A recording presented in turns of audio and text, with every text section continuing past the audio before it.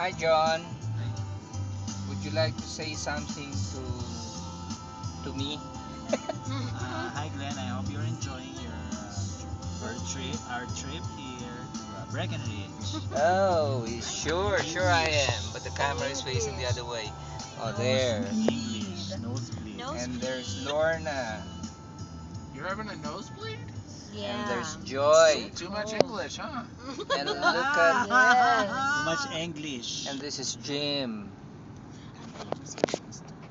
Through his goodness, we're able to get to this place. Puro English ang ano. And then Sabi niya sa Facebook. Hometown or what? we're getting out of what? Breck.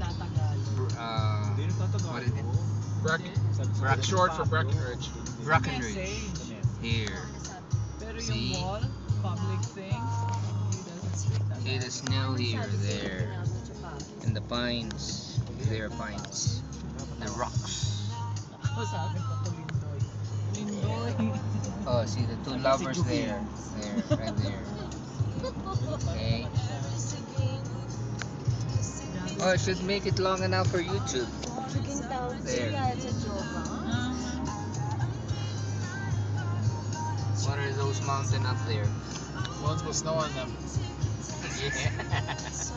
See, we're still in the Philippines. Can you see that? Can you read that? Oh, we're still in the Philippines. Oh. Proudly built in Maine. Okay, that's just. Oh, I've been talking and then it was not on. Still.